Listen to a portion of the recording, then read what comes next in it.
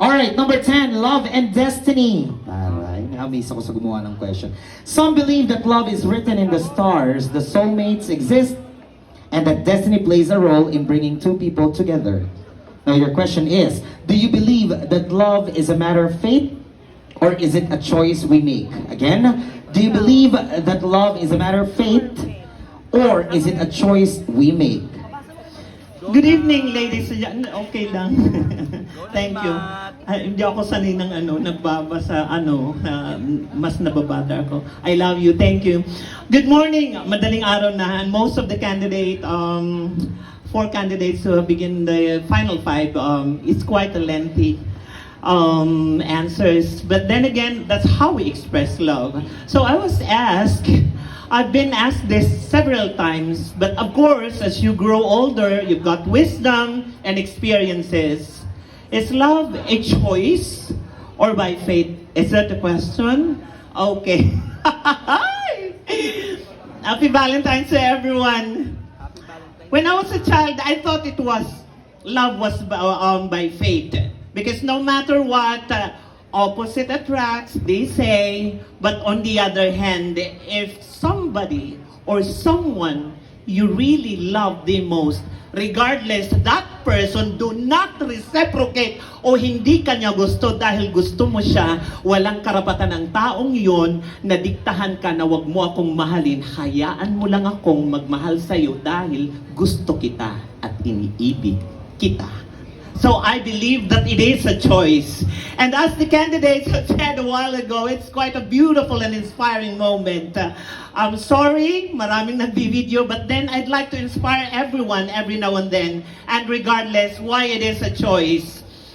Kung kanina 4 na taon ako up to this point of time, that's why I'm living in Cabanatuan City. It's a 14 years relationship.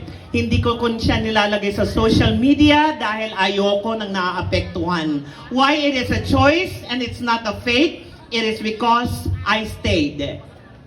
Yes, my boyfriend for almost 15 years is a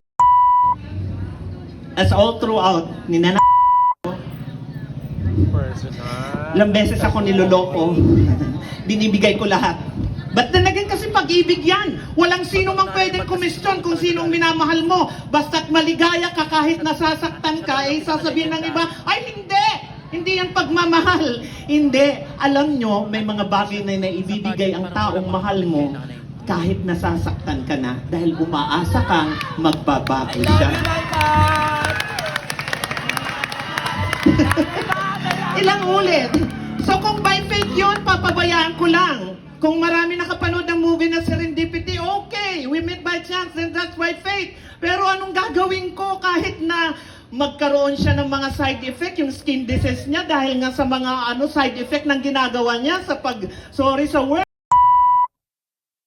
Wala akong makita, basta isa lang ang sinabay ko, mahal ko ang taong to, kasi kahit naman nababaliw siya sa bisyo niya, tandaan nyo, hanggat hindi nilalatayan ang balat nyo at hindi ka pinaggagawa na mahal ka din ng taong yun. So is that a choice? Definitely it is. Ngayon, hubad na ang pagkatao ko, hindi ako natatakot. Dahil higit sa lahat, tandaan nyo, maaaring yun ang binigay sa inyo, itinadhana sa inyo, dahil nga may dahilan, dahil yung puso ko, grabe sa pasensya, at okay lang na paulit-ulit mo akong malito ha, huwag nyo, iba to, unconventional to, paulit-ulit man akong at sabihin niya ng mga kasinungalingan, sa huli, kapag nag-sorry siya at nag-I love you, okay na sa akin. So in the end, I am just an example to everyone that yes, it's Valentine's Day. But remember, there's no such thing as a perfect relationship, but out of imperfection, it became a perfect one. So I would like to end to everyone, Happy Valentine's Day. Walang sino mang didikta, ano man ang mangyari. Dahil sa huli, maniwala kayo sa hindi, wala kami 6 na buwan or wala akong pakialam.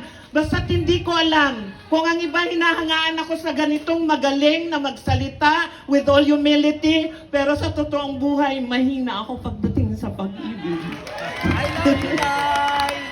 At wala akong pakialam kung paulit-ulit akong sabihan na mali dahil mas gugustuhin kong ang sinasabi ng ilan na mali ang minamahal mo kaysa naman ipilit ako sa isang taong hindi ako masaya.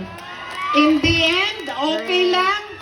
Pipikit ang aking mga mata one day, but there was a legacy of story. Yes, I was admired by everyone, but I knew that I'd admire the only one.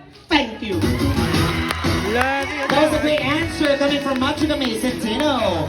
And of course, that rounds up our lovely candidates of top 5.